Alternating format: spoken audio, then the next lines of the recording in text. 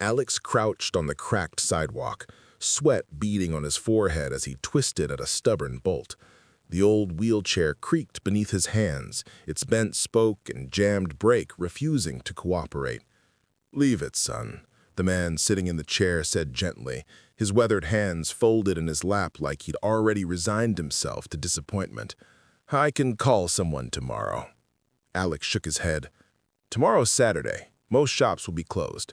Besides, this is fixable." The man's gray eyes studied him with quiet amusement.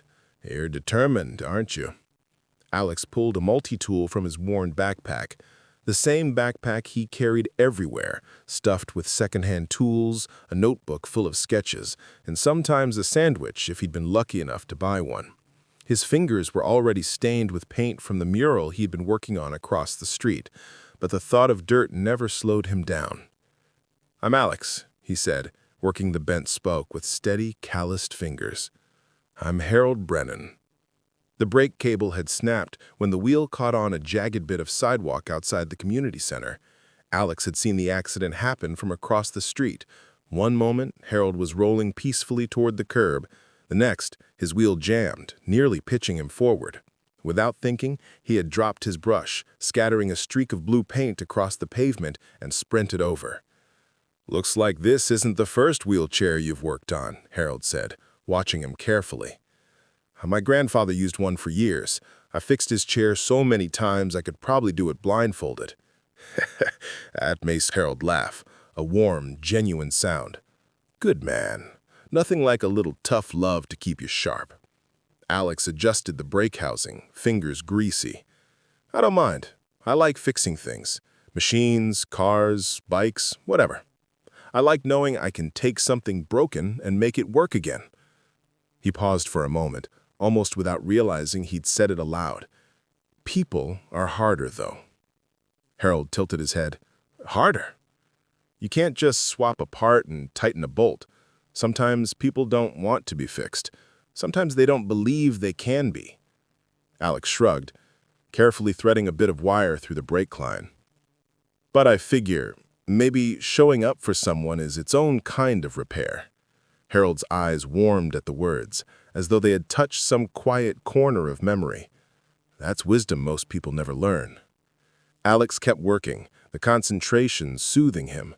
There was something about repairing things that always gave him focus when the rest of life spun out of control.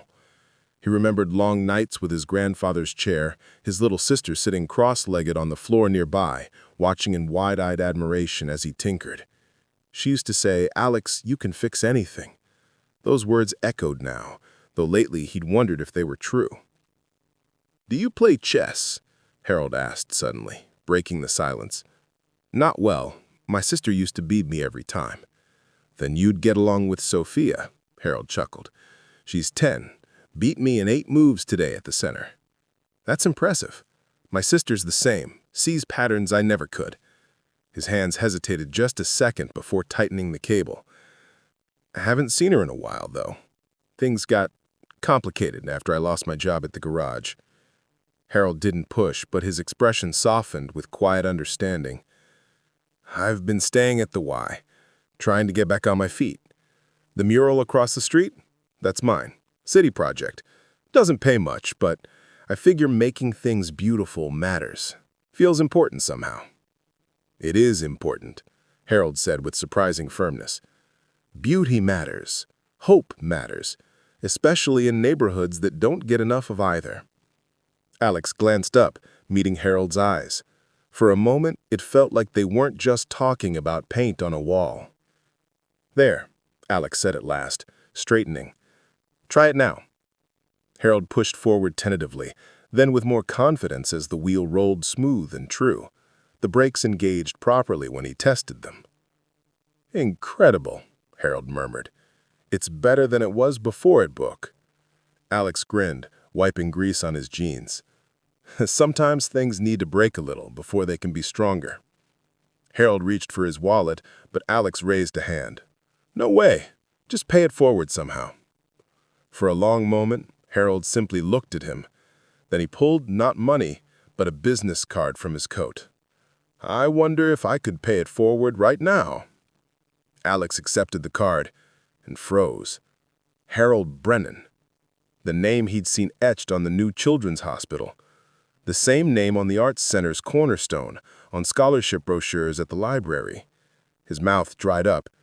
You're that Harold Brennan?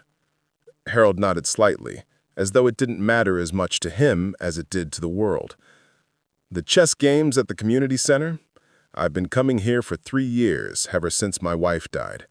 At first, to feel less lonely, but I stayed because this neighborhood reminded me where I came from.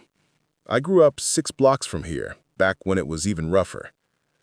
Alex stared at the card, at Harold, back at the card. His mind scrambled to catch up. I've been watching you work on that mural all week. Watched you help Mrs. Garcia carry your groceries, saw you give your lunch to that homeless veteran on Tuesday. And today, you stopped everything to help a stranger without asking for anything in return. His eyes twinkled. That's exactly the kind of person I like to invest in. I don't understand, Alex whispered. You don't need to, Harold said simply. Just know that opportunities have a way of finding people who care more about doing good than about being noticed. He leaned forward slightly. I've seen plenty of people with skills, fewer with heart. You've got both. Alex felt his throat tighten. Mr. Brennan. Call me Harold, the old man interrupted kindly. Alex looked around, the library wall with his half-finished mural, the kids streaming out of the community center, the tired streets that still held pockets of hope. He thought of his sister, of nights he lay awake wondering if he'd ever give her the stability she deserved. You could have called your driver any time, Alex said softly, realization dawning. Harold pressed a small button on his chair, the emergency call feature Alex had noticed earlier but avoided. A sleek car pulled up instantly. Harold grinned. Where's the fun in that? Besides, I wanted to see what kind of man would stop. Anyone can fix a wheel. Not everyone stops to fix a stranger's world. Alex laughed, shaking his head in disbelief, though his eyes were wet. Harold extended his hand, and Alex clasped it firmly. In that moment, grease-stained fingers and weathered ones met in silent agreement. Sometimes, Alex realized, repair wasn't about bolts or cables at all. Sometimes it was about showing up, about proving that broken didn't mean hopeless. As Harold's driver stepped out to assist, Alex stood back, his heart pounding with something he hadn't felt in a long time. Possibility. His grandfather had been right all along. The most beautiful things often came from the most unexpected breaks.